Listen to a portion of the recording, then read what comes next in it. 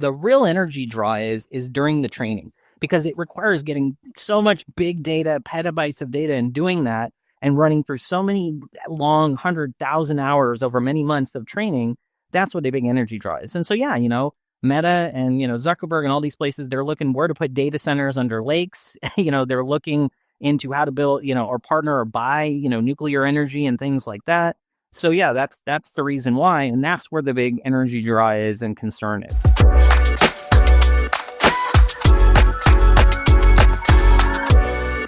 Welcome to another episode of the AI Download, your ultimate guide to breaking down the biggest AI news and innovations shaping our future. This is everything you need to know to stay ahead and never get left behind.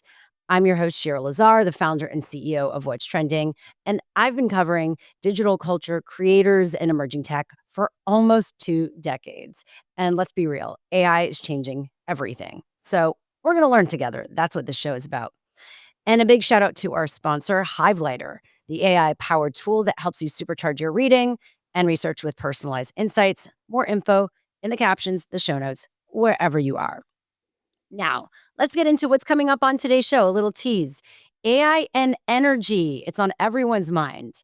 Are we headed for a crisis? Or is the panic overblown?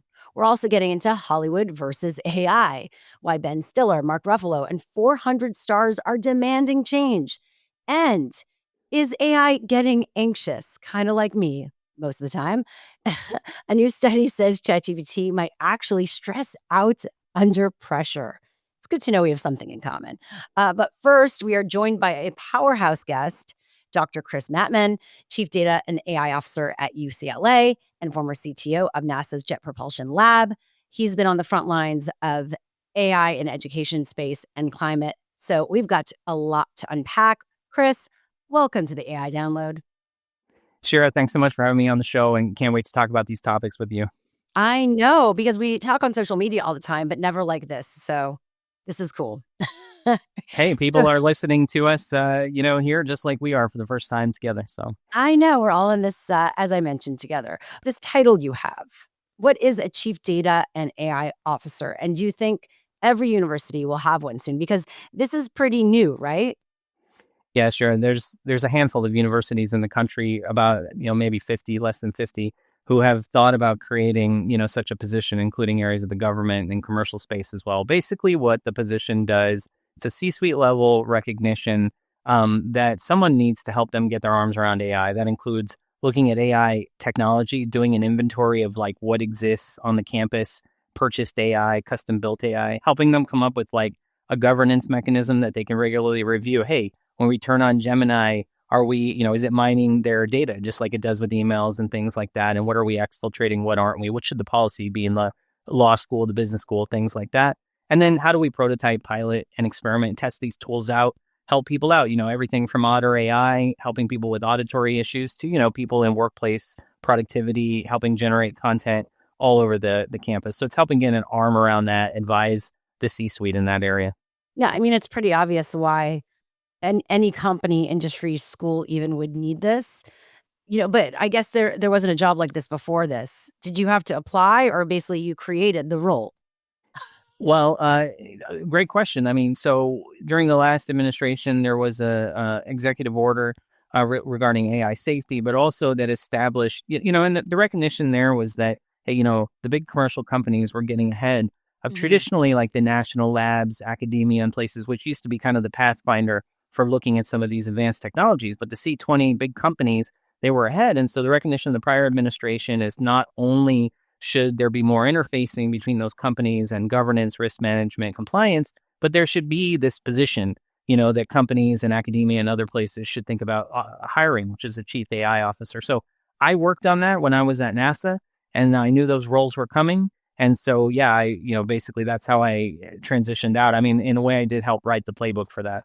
That's awesome. So a lot of times we're talking about how AI can hurt education or disrupt it, right? Meaning it helps give us access to information, but will traditional establishments be gone, right, and disappear, like universities? Do we need these schools? Because one, they've been around, but then also they cost a lot of money. I mean, the whole system has some issues to it. Let's be clear. So I guess what is your take on that? How AI can reshape an industry like education, even at the university level or college level? Yeah, and I sat sort of on both sides of this. I was a faculty at USC for 17 years teaching classes in data science, before I came here to UCLA and things like that. And, I did it as an adjunct while I was working at JPL. And I've seen a lot, even in my 10, 11 months here at UCLA, I've done a listening tour with the faculty. There are a number of faculty that are scared to death of, using AI. They're thinking about locking their classroom down, going back to Scantrons, things like that, no digital devices. But there are also a lot of faculty that want to double down, triple down on using it, and it doesn't really break a dividing line. It's not just in the law school, it's like this, or in the business school, it's like that. It feels like there are people kind of on all sides of the equation. So I've been working with faculty to develop, especially ones that are reticent, about AI, to figure out how they can leverage it. My advice to them is to move to more synchronous types of testing and less asynchronous busy work.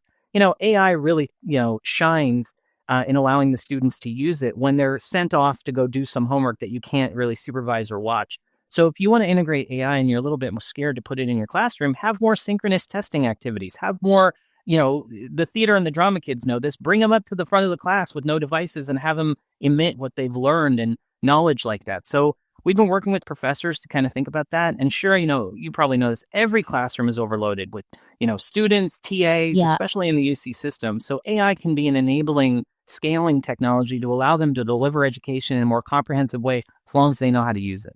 Yeah. So, I mean, traditional education is not going anywhere, but the fact is, this is an opening for a bit of a rebuilding moment, I think, right? And all we ever hear about, Shira, is the students. Oh, they're going to cheat. They're going to use it. Oh, the teachers are so worried. But, to your point, in a way, it is a rebuilding moment. The teachers are using it. They're using it to redesign their curriculum. Yeah. They're using it to bring in more sources of information. So I think it really is. I think it's a way to think how to work smarter, not harder. So. Yeah, and that is the name of the game. I feel like we hear a lot.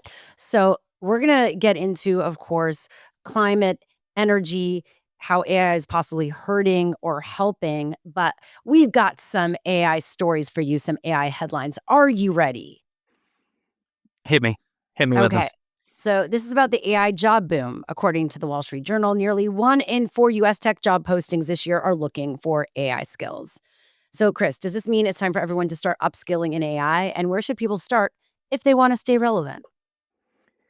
Yeah, I think they should start upskilling in AI and everyone down to, the frontline level workers and individual contributors, and then really up to the managers. There's been a big reshuffling, especially with a lot of tech companies, to cut out middle managers.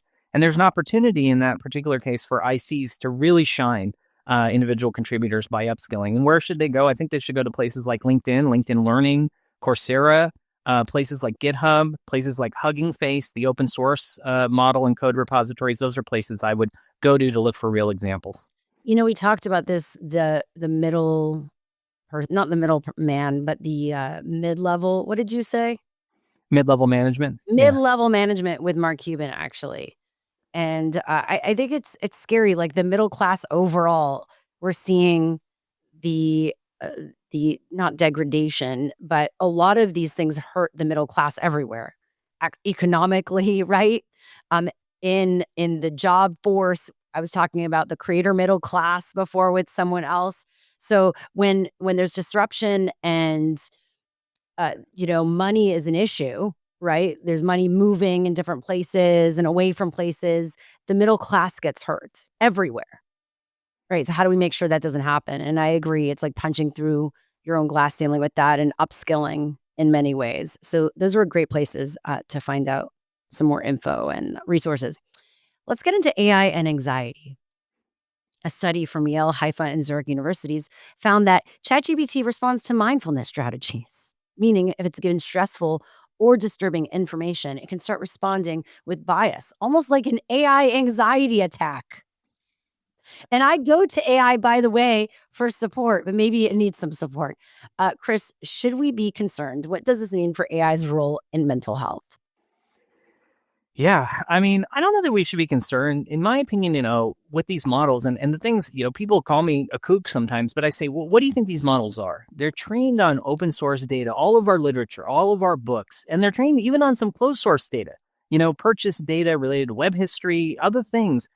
There are the digital identities likely of hundreds of thousands of people built into these large language models. And for me, like, you don't think that the digital identities of hundreds of thousands of people won't have anxiety or stress issues? No, that's what makes us inherently human and things like that. And AI is really just echoing and mirroring those back to us. And so in a way, I think it's actually helpful and even more soothing to see it react in those ways. It makes us feel more human, I think, and potentially more connected to it. And yeah, if it can do breathing strategies, great. We need them too. So what do we do if our AI gets anxious? What are the signs? Well, I mean, I think you hinted at some of them, likely, hallucinating or, Which providing means bias. what? Can you explain that? Because sometimes people don't realize the AI hallucination term, what that is.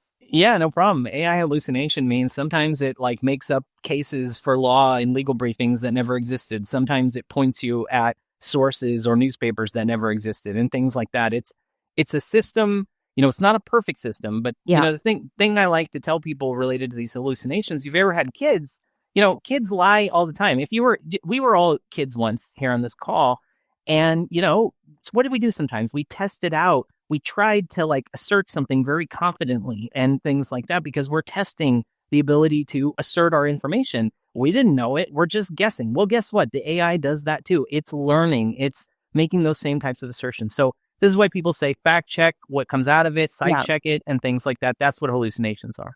Okay. Thank you for that. So in order to make your AI relax, I mean, this is a good exercise in compassion and empathy, right? We think that in working more with tech, we're going to escape the humans that bother us. But sometimes, what we've created forces us to face ourselves.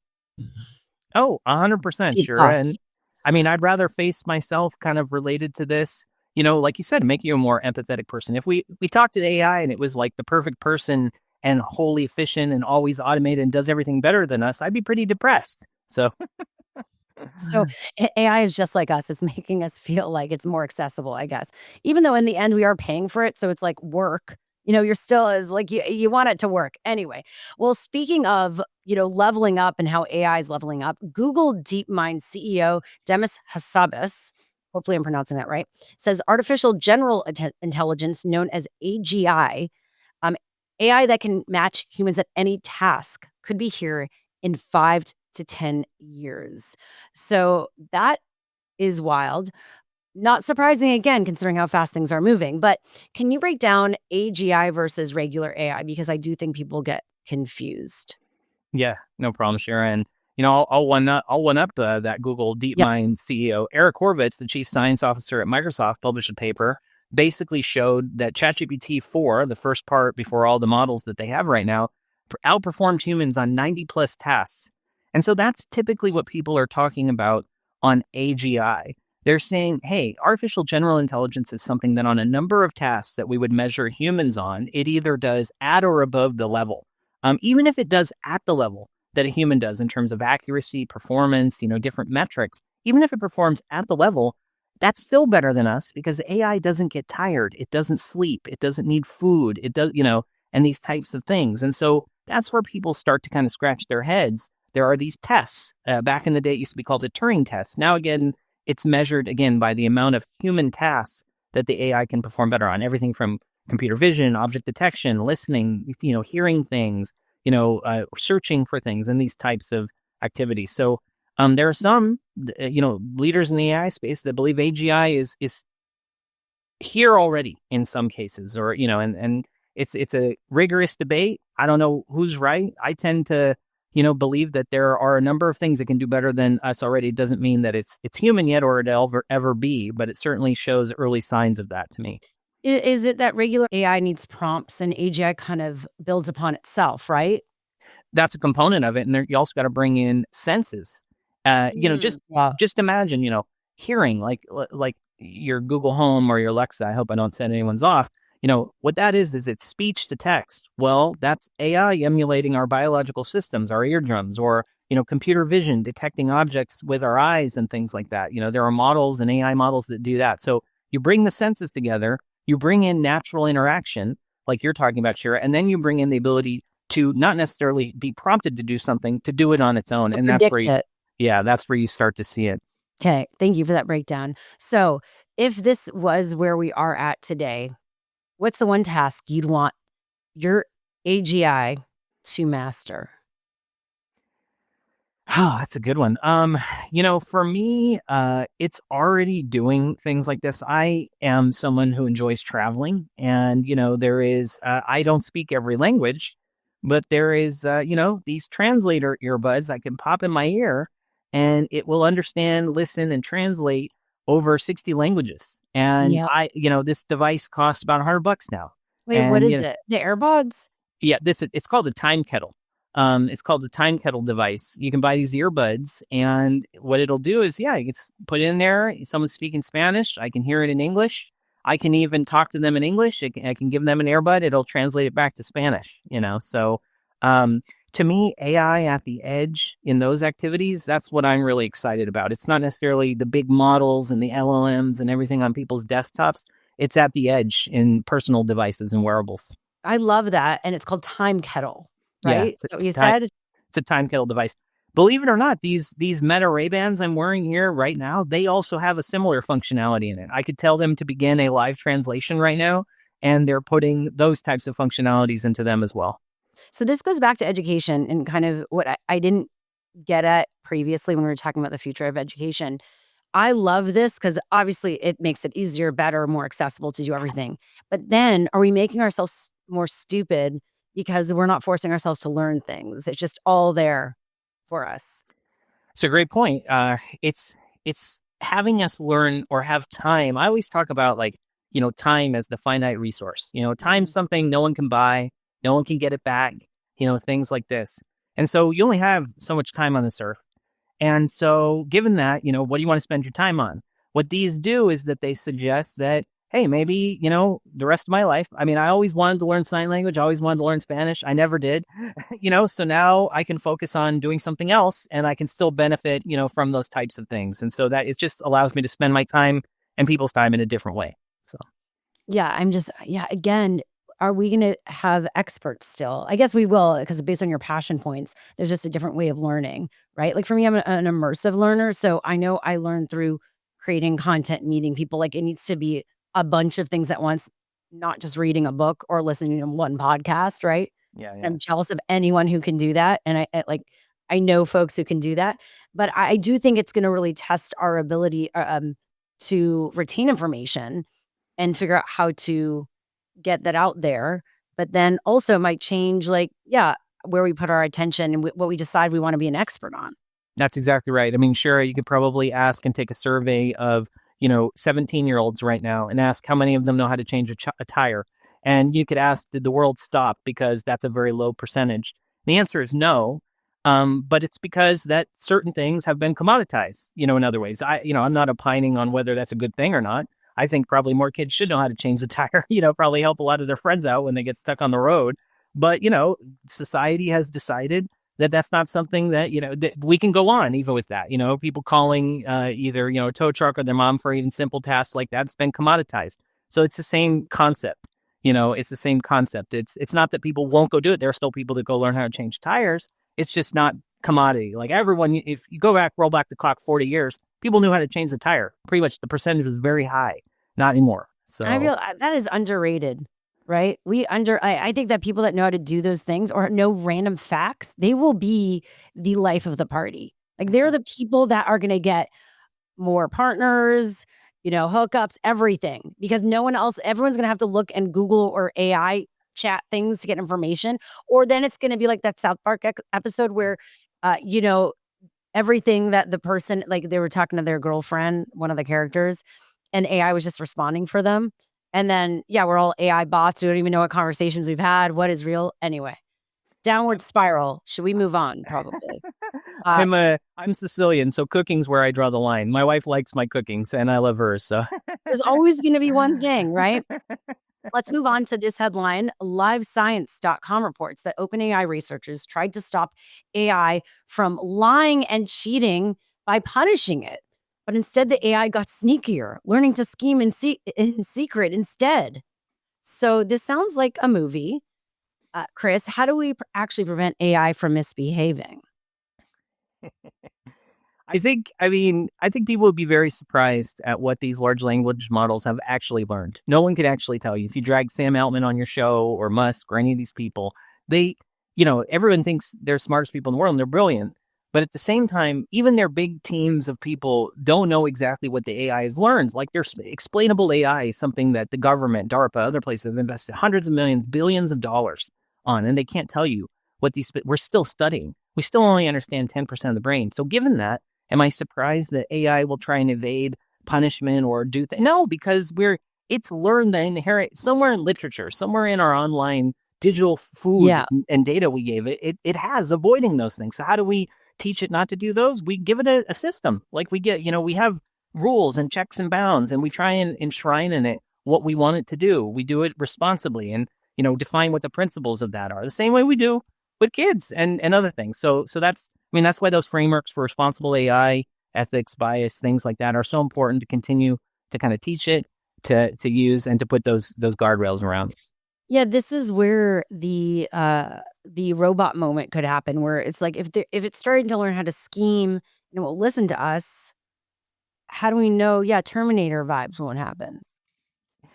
It's the actuation part. And that's typically where we've gotten around it. We haven't put AI in things that could, it's scheming. And as much as it's locked in a text chat box, we feel like scheming is okay because it can't do anything about it. It's where you start to give it arms and legs or a helicopter and a drone and things like it, which by the way is happening, in certain theaters and across the world, related to foreign policy. And that's certainly something that there should be more attention paid to, more severe checks and bounds. And even in civil society, we need to be careful of how many arms and legs we give these things, Yeah, I mean, it's already happening. Clearly, we see Elon Musk's robots that he's giving to celebrities or they're buying them. Who knows, Kim Kardashian and Kai Cenat, this YouTuber. But yeah, I think it is very interesting, and I think that's why, again, what you mentioned is so important. Making sure the right people are looking at building the foundation of these models,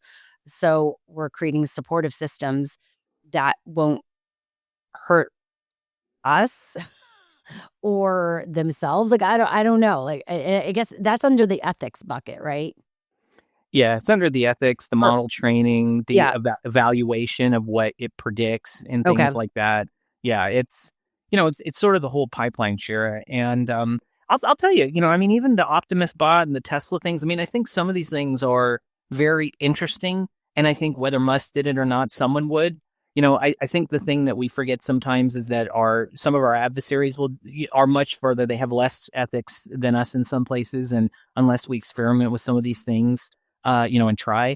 It's just I feel like, whether those companies are being outward with the fact that they are trying to do responsible AI, I think they could be a leader and someone as a leader of the platform to say that they are. I think that could be a good thing, that they could do a better job of inspiring people that they're doing that.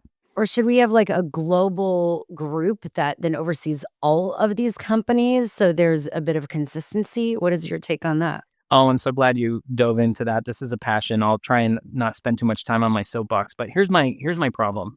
And I Yeah. see this a lot from an education perspective. So much over the last 5 years, people have been willing to outsource job skills and knowledge to big consulting companies, and then the big companies, the social media companies that build these models, like they're willing to let them hire the master students, the PhDs, the bachelors, and they make it sexy and attractive to join those companies. And a lot of academia, government institutions, just everywhere is like, oh yeah, just tell us how to use ChatGPT or Google Gemini or this or that. Just tell us how to use it, instead of saying, no, these are skills we want. These are skills we want to train our people on.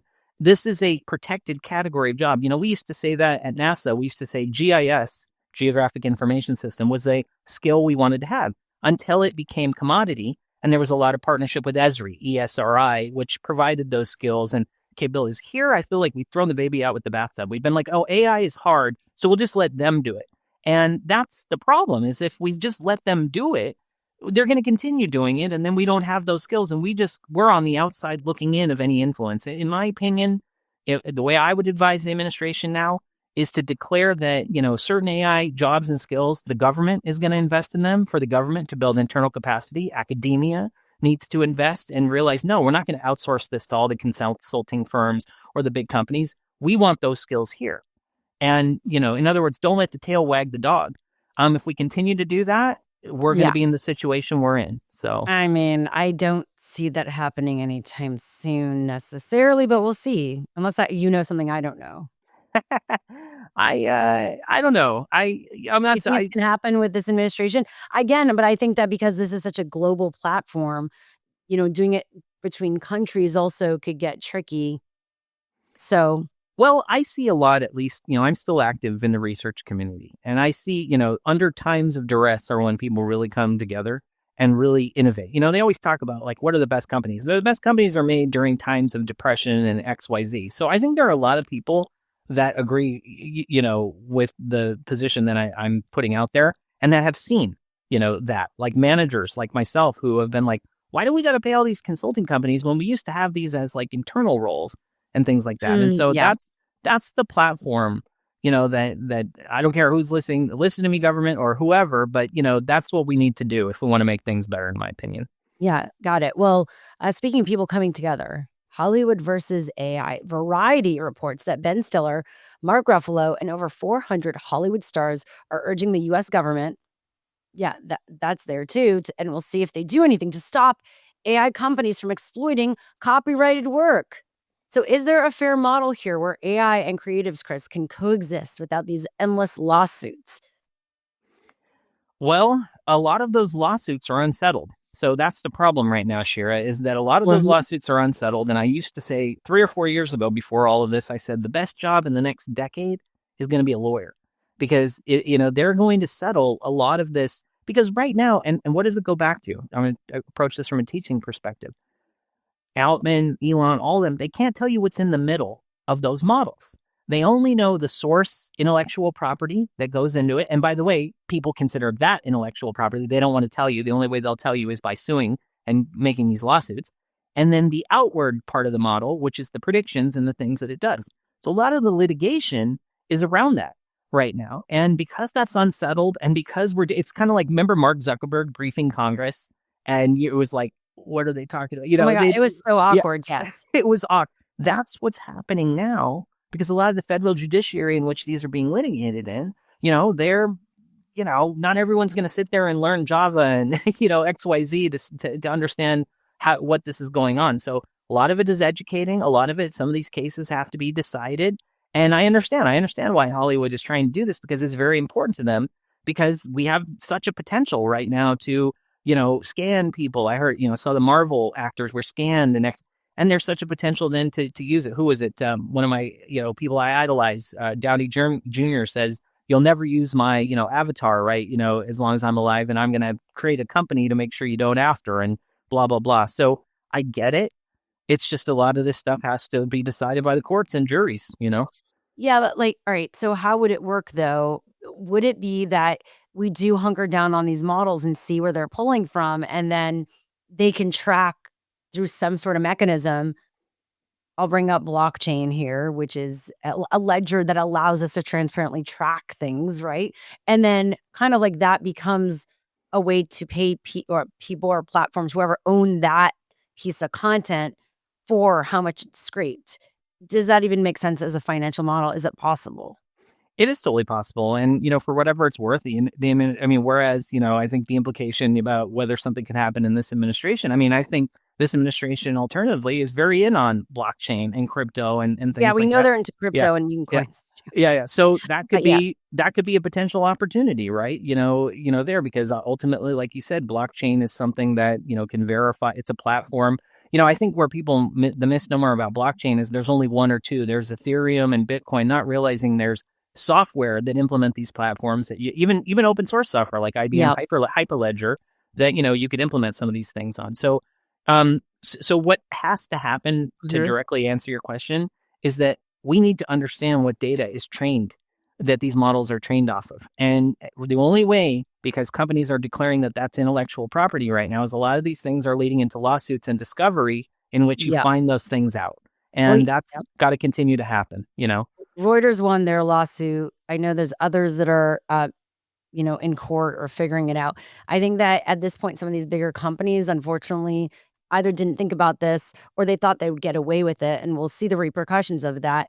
And anyone who's starting newer companies, you got to think about this stuff or else you will be hit. That's for sure. Because we do need to figure out ways to make sure everyone is taken care of in this new technological revolution. That's for sure. Else we're going to continue having this fight and we'll see who becomes the hero here because there's a lot in the air and a lot at stake. Well, 100%. yeah, Chris, a big reason why we wanted to have you here when I asked you to come here, you wanted to talk about energy and the AI energy crisis. So, what's really interesting is that the New York Times came out with the story this week, good timing, that says AI companies are basically turning into energy companies just to stay afloat. Can you explain why this is happening? Yeah. Yeah. So training a model, Shira, basically means taking a bunch of unstructured data and refining it, just like we do with fuel and even energy pipelines. You can imagine digging into a well and getting out crude and turning the crude into, 95 octane or 92 octane. There's a big intellectual property pipeline even in doing that. So there's the same in building models by these big, C20, big tech companies. So they use a lot of energy to do that training, so much so that that's the real energy draw and demand. Once they've built the model, it's a step called inference or prediction. Calling the model uses a lot less energy. And there's a little bit of a misnomer there. Is like people say, well, if you use ChatGPT or use Perplexity or wherever you use, you're, killing the environment. I say, no, that's not true. Actually, it's no worse killing the environment than if you download Roblox and you play Roblox on your, you ever look at the energy app on your iPhone and see what the demand for those are? That it's no more than that. Where the real energy draw is during the training, because it requires getting so much big data, petabytes of data, and doing that and running through so many long 100,000 hours over many months of training. That's what the big energy draw is. And so, yeah, Meta and Zuckerberg and all these places, they're looking where to put data centers under lakes. They're looking into how to build, or partner or buy, nuclear energy and things like that. So yeah, that's the reason why, and that's where the big energy draw is and concern is. Yeah, well, Time.com also reports that data centers could account for nearly 10% of US electricity demand by 2030, more than double the 4% they used in 2023. And so I think this is probably a huge issue. And I think it's the crux of the future of this industry, really, right? Because clearly this technology is happening, it's moving forward. But what do we do with this energy use, right? And in this New York Times article, they talked about Elon Musk's X.AI. Other AI companies and giants are really scrambling for gas turbines. You mentioned, fossil fuels, nuclear power now. But that isn't even enough. And they're looking at small nuclear reactors, battery tech, alternative power solutions, just to keep these AI models up and running.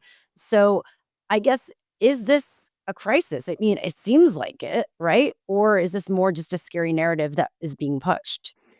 I mean, I don't know that I would call it a crisis, but I would say it's a moment that's very important, and that people don't pay a lot of enough attention to. And the reality behind it is, I'm going to go back to my job skills thing. I would declare, if I was the president and I was writing executive orders, I would basically declare that the future, it will involve AI. And because of that, there is, a big energy demand, for AI. We need to figure out, diplomatic, comprehensive, and taking into account the future of the planet ways of dealing with that. There is a global commons. I learned that when I got a public policy certificate from Harvard. There's a global commons. Okay. So basically, when we make gets here, there are puts in other places. You ever wonder where those EV batteries come from? They come from basically mining things in Africa and minerals and things like that. So what we do here in terms of gets and things like that have puts in other places. And so we need to have basically a moment of action. And I would declare, too, that the skills related to energy development, related to AI, again, shouldn't be wholly owned by the large companies like I see them happening today. In other words, the XAIs, the Metas, the whoever's, they shouldn't be the only people with teaching people how to build data centers and giving them on-the-job skills. And so for whatever it's worth, the Department of Energy had a solicitation for AI that they came out with during the end of the last administration called FAST, FAAST. The whole point was to build large GPU AI data centers to teach the national labs and to teach and build a new set of job skills outside of the realm of only the companies so that people, again, our government tax dollars don't just pay the companies to have it, that we can have those skills in other places, and develop it. And I would have a national re-education plan to take that only out of the whole owning of the companies, again, with national labs, academia, and places like that, so that, those skills can be commoditized because they're very important, Shira. Yeah. So is this issue just a US issue, or is it a global issue? And are some countries better prepared than others? Are we figuring out any solutions? There's certainly partnership. And even in this administration, there's the realization that, it's not just one company that kind of is, I'm sorry, one nation that's leading this out. There are people that are trying to take into account where to do this in ways that don't have as much, climate displacement. There are places in realizing where computing power is needed, because it's not just the computing power to train these models, it's how do you access them? It's the accessibility of them, it's networks, it's a whole of infrastructure things, and it's an opportunity. You remember the infrastructure bill during the last administration? What about one now where it thinks about those things, on a more international level? I think there's opportunity for that, and people and groups are working in that area. So finally, I guess we've talked about how bad it is for the environment. And I don't know if there's a solution yet around that. Can AI help the environment? Because it seems like it is being used to optimize energy grids, reduce waste, and predict climate patterns. So let's talk about the other side. For sure. And it can. And this goes back to kind of the global, there's no free lunch, puts and takes economic model of things, is that when you have, gets, or takes, AI draw for, energy demand, there's also offsets, and basically puts back in that, which is, again, using that technology, again, to better understand where and how and what types of these energies to use. Like you said, how to predict things in the climate, so that we understand the impact and extreme weather events, related to that and energy demand. So there are puts and takes. This is sort of happening. I think that the real big headline is the energy demands for the world because of AI are only going to increase. So we need to have a multifaceted, approach that takes into account. It's why everyone can't have an EV today. If they did, the energy demands on the grid in the United States would be more than it could handle. So we need to have better investment in infrastructure to handle that. We need basically people to prepare us for the future, and that needs to be a priority. So if you're into AI, would you say then you're someone who's not into sustainability or the environment? Which depresses me because I like to think I want to help. Like covering the show, am I hurting? I don't Using think, AI, am I hurting the environment? I think for me, at least kind of personally, I don't think you're hurting the environment by covering the show. I think it's important to raise awareness, of these topics. I also think that the companies that are, again, and I can't stress this enough, using AI is different than creating some of these models in AI.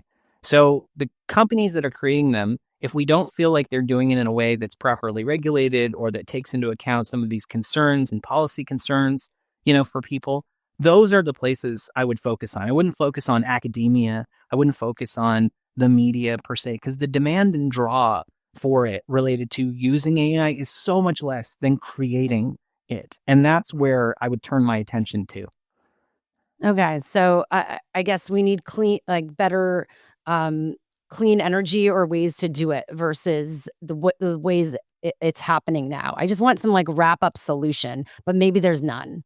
Well, I think a wrap up solution would be to be way more transparent about the decisions behind where these data centers are being created, why, the partnerships for how nuclear power or other types of alternative energy sources are being acquired. None of these companies are auditable in a way, Mm. that produce, so like if you want raised, awareness, transparency and things, I would focus on policy in creating AI. And then again, I'm going to go back to my, soapbox.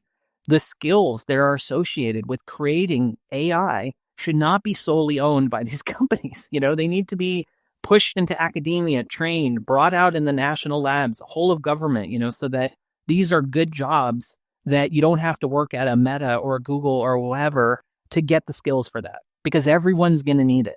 Every industry is going to be affected by this, and they're going to need it. All right. So before we wrap, Dr. Chris, what's one AI innovation you're most excited about moving forward? Ooh, that's a good one. For me, I'm very again focused on um a lot of like the translation elements to it, Yeah. right now. So for me, there's 6,000 languages out there, spoken and written. And the best that the Googles and, even these translator earbuds do is they handle maybe hundreds, of them. And a lot of that has to do with they're called low resource languages, which are in places where, there might be spoken, but they're not written, and Yeah. things, and we can't build parallel corpora. And so for me, the big innovation in increasing accessibility is to add more and more of these languages and to make it so I can travel anywhere in the world and, I can speak, understand, and, really interact. That's Yeah. me a really big thing. And we don't lose a part of history. And finally, what's your favorite AI tool or app that you can't live without? I guess besides the language thing. Yeah, no problem. I love the new feature on the Meta Ray-Bans to remember where I parked. I actually use that. I say, hey, where did I park? Which floor? And it remembers the floor, that I park on the parking structure. And I come back and I say, which floor did I park on? And it tells me. So I love that feature. That's my favorite AI tool right now. When I'm leaving my car, I always forget which floor I park on. Just, look at it okay, have it remember, and then have it tell me. So I need that. Well, Dr. Chris Mattmann, thank you so much for joining us today. Thanks for all your insights. thanks, Shira. Really appreciate it. Well, so many great insights and learnings from this episode, and a lot of work to be done, which could be overwhelming, but also challenges. That's where opportunities come from. So, if you're intrigued, if you think that this is something that could be your new passion or mission, go get it, go at it. That could create a new opportunity or job for you. And I want to give a huge thank you to Dr. Chris Mattman for his time. I know he's so busy with everything he has going on. So make sure to follow him on social media everywhere at Chris Mattman for more. And of course, a big thank you to Hivelighter for sponsoring today's show and our series. Want to dive deeper? Check out the AI Download Collection. We've curated all the top headlines from today's episode. Click the Hivelighter link in our show notes to get smarter. Also, big thank you to Muso Media for producing and editing this series. Check them out at musomedia.com.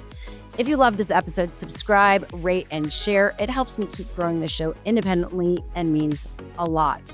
Also, I see everything you write in the comments. I will respond. I will share your posts. So keep sharing, and thank you again for your support. We've got so much more coming your way, so I will see you next time on the AI Download.